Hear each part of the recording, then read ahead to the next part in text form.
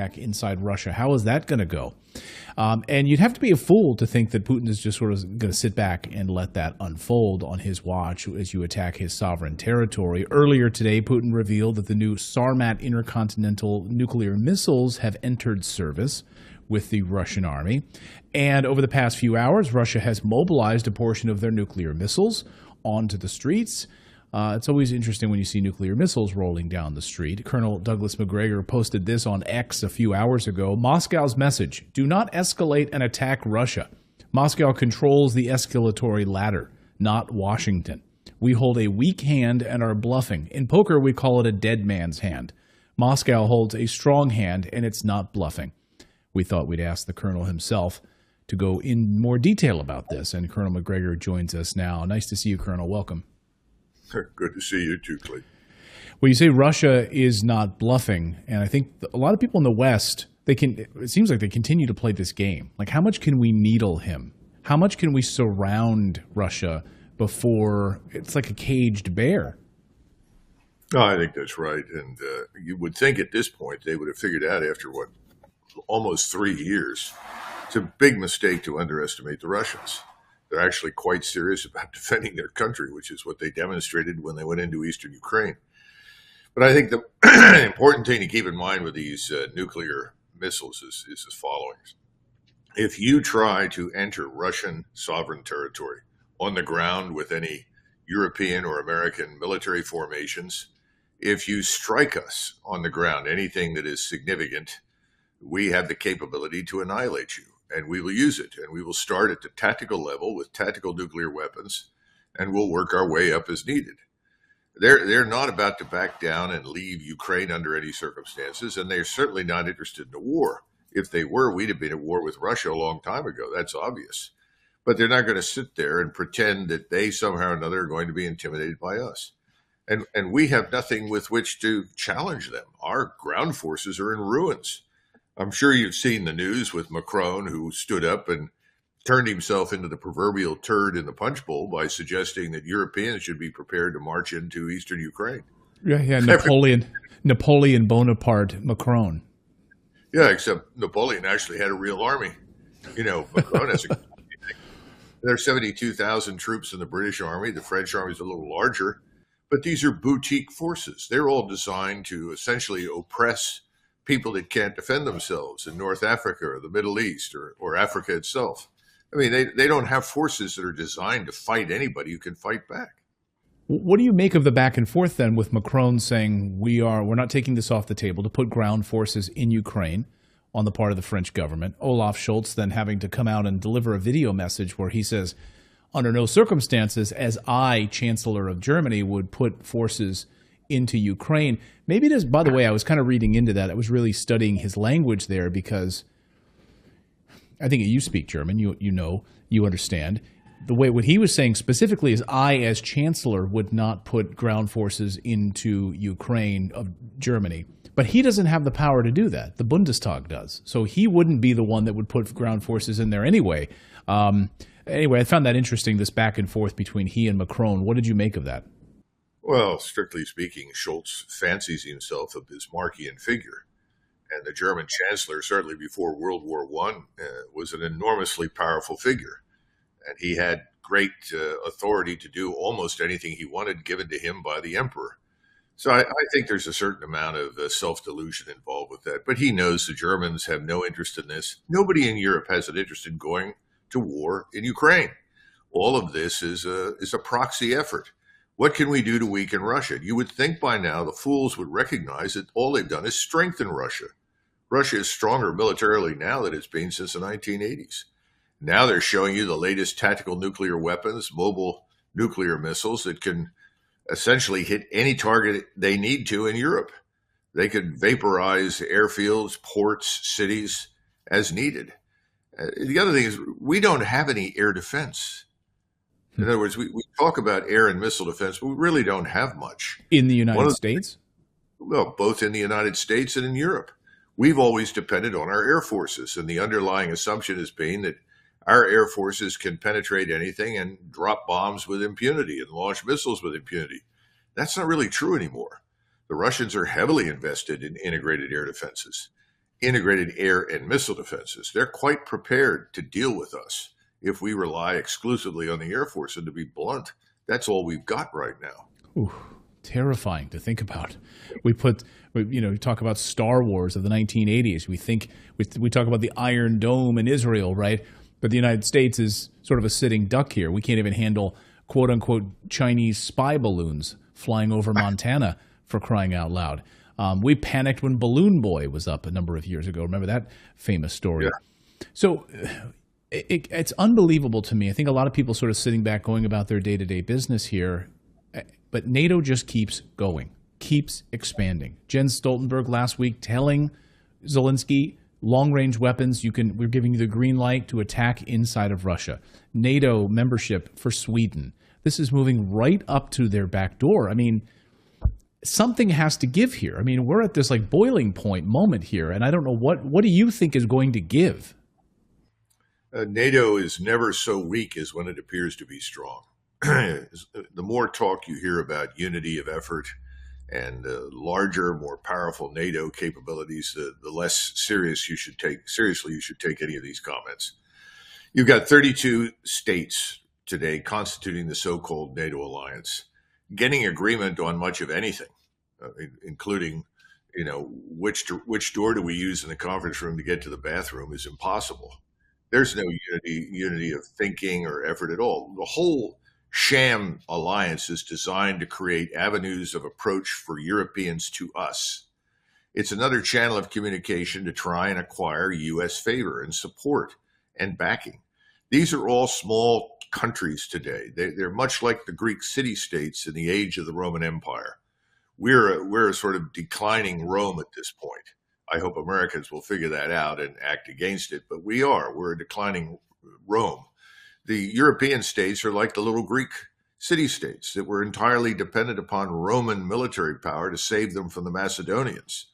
This whole business is a sham. NATO is probably not going to survive. I wouldn't pay any attention to any of it. I think Scholz knows that if he takes a stupid decision, let's send 3 German brigades, towards Belarus, something like that, he'll be out of office. Not only will his political structure collapse, will the economy tank, but the whole NATO alliance will go out of business. I want to ask you to put on your political hat for a moment. Of course, you served Donald Trump at the Pentagon, and you see what's happening now in an election year. You see this back and forth fighting over Ukraine aid. Mike Johnson, the Speaker of the House, saying, look, I'm not giving up this leverage. That seems to me the only leverage they have right now, Republicans have, which is this Ukraine aid to try to get something done at the U.S. southern border. But at the end of the day, Victoria Nuland says, I see Congress passing this money. There's going to be another $60 billion that'll flow to Ukraine. What do you think is going to happen in Washington? Will this aid get passed, moved towards Ukraine? On one hand, Victoria Nuland is referring to the structure of power in Washington, which is entirely in the hands of the great lobby and lobbies. Right. In other words, not just the Israel lobby, the defense lobby, any number of wealthy billionaire oligarchs that have bought up politicians for years. They are ultimately making policy in Washington, D.C. So she's banking on that working. There's a problem with that assumption. And the problem is that everyone in the United States who is an American citizen, I'm talking about Americans, those of us that don't hyphenate our identity, those of us who don't live here part-time or only when the weather's good or something else, we're Americans. We are not interested in what's happening anywhere in the world, but right now, our own country and the southern border. Everyone is watching millions upon millions of people pile into this country. People that we are not only not vetting, but these are people that are supposed to be rapidly repurposed as future voters for the uniparty in Washington, D.C. to provide for permanent government. Americans are waking up. They figured that out. They're watching the criminality. We could sit here and talk for hours about all the crimes committed by these recently arrived so-called migrants. They're just illegal aliens that the administration has decided to let in. And they've got lots of backing from wealthy people. You've got people like the Koch brothers that support this sort of thing for reasons that they have that are exclusively of importance to them. There's no one with any real money or power influencing Washington decision-making in favor of the country. In other words, you, I, and millions of us are really not represented. So we're told stand around, sit down, don't get excited, and let us overrun your country and create a new majority that will govern you and reduce you effectively to a shameless, mindless consumer. Be part of the sheeple and shut up. And don't worry about the economy. We'll continue to print money. I mean, look at your GDP figures. Everybody says, oh, this is great. Well, a third to half of that's government money anyway. Right. People don't seem to get it. You've talked about the economy. That thing is on its way down into the abyss.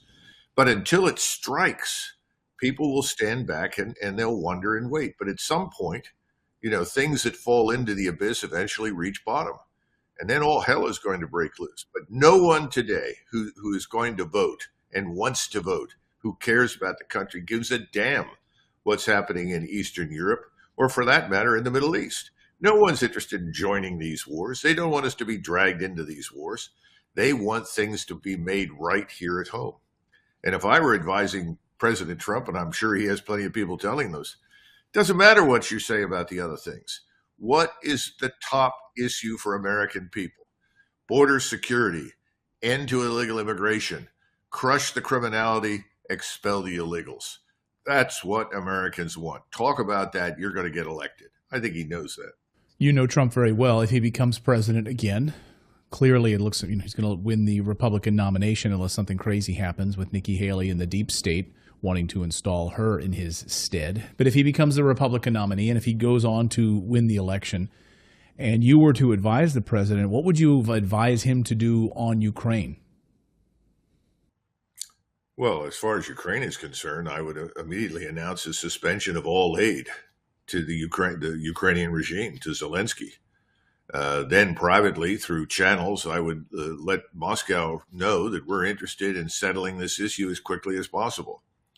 Let us know when and where you want to meet, and we'll help settle this issue. And I would inform all of our NATO allies of the same thing. So that's the way you handle Ukraine. It's not going to happen overnight. I know he says, well, I can stop this in 24 hours. But even if you told the Russians you were going to do that, they'd wait for 2 weeks to see whether or not you did it. Right. There's no reason for them to believe us. Well, they know in the Tucker Carlson interview, they've been lied to multiple times. Promises made by Bill Clinton, promises made by George W. Bush, promises made over and over again that have been broken. So they're going to sit back and wait to see if this is a legitimate move or not. Yeah, it'll be interesting to see. It'll be interesting to watch what Donald Trump does on these big issues. If he's paying attention. The one thing to remember about President Trump is that every one of his rallies that he attended in 2016, when he was running for election the first time, you had tens of thousands of people chant the same slogan over and over and over again: "Build the wall, build the wall, build the wall." He was elected, and what did he do? He focused on Obamacare. So my concern is much will depend upon the people who surround him, the people to whom he listens. And I'm not very encouraged by the so-called America First Institute down in Florida and the people that are there, or the usual suspects that go back to the last administration that seem to populate his inner circle. So I just don't know. So for me to say categorically he will do X, Y, and Z is impossible. Right. I just don't. Yeah, I think, that's exactly right. There's so many people surrounding him. The idea of draining the swamp, that was the goal, right? To drain the swamp. It only got larger under Trump. And a lot of people say, well, it was the people surrounding him that insulated the swamp from being drained, kept him from doing it. Is there truth to that? Absolutely. And if you look at what's happening right now in the Middle East, all sorts of people are saying they're watching every day as hundreds of human beings are being slaughtered in Gaza. Well, some will say, well, they're Arabs. We've been brainwashed to think that Arabs are unworthy of being treated equally with everybody else. I mean, how could that be avoided when you look at the long-term occupation in Iraq and so forth? But the majority of people are not pleased with it. They don't like it, and they know that we're supporting it. So the question is, how do you stop it? It's very simple. The President of the United States tells Mr. Netanyahu, I am withdrawing all support immediately until such time I see evidence that you are changing what you are doing in Gaza. No, he's not going to do that. Never will do that. So it doesn't make any difference what Sullivan or the rest of these people say, or how many times they bring out the crying towel and express concern for the people in Gaza. They're not going to change anything. So that means that sometime over the next 90 days, the only way to change these things is for a major war to break out in the region. And that means that the Arab states that surround Israel are not really capable of taking on and defeating Israel. This is the big myth of what's the existential threat to Israel. Well, it certainly isn't an Arab threat. That leaves you basically with the Turks and the Iranians. The Iranians are not going to attack anyone unless they themselves are attacked. They've made that very clear. But they're also not going to allow Hezbollah to be destroyed. And that appears to be the next target for Mr. Netanyahu. So that opens up another can of worms. And then you have Mr. Erdogan. He's under tremendous pressure at home to do something. And in many ways, he could have a huge impact. He might succeed in diverting the Israelis from what they're doing without necessarily going to war. But he's the one power in the region with 90 million Turks and the largest armed forces in NATO and very capable fighting forces, not the nonsense we see in Western Europe. We're talking about serious army formations full of Turks who will eagerly kill the enemy. That's what he's got. And that should give the Israelis pause. But thus far, Mr. Erdogan has talked a good game, but he hasn't really heavily engaged. So unless something in the region happens, Mr. Netanyahu will continue to do what he's doing. But he's overreaching. There's no question about it. It's only a matter of time. Those who overreach fail. We've seen that in history many, many times. If he goes into Lebanon, he's overreaching. Well, if he continues this massive slaughter in Rafah, we'll see what the international community does. We'll see what Egypt does to respond, opens their border, allows these individuals to flow into their open-air prison. And we'll see what the United States does. Continues to be basically silent about it and play the game.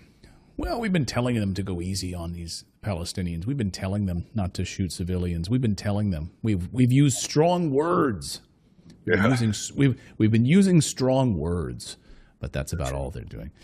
Colonel Macgregor, great to see you as always. Thank you so much for your insights, your time. We appreciate it. Thanks so much. Thanks, Clayton. Bye-bye.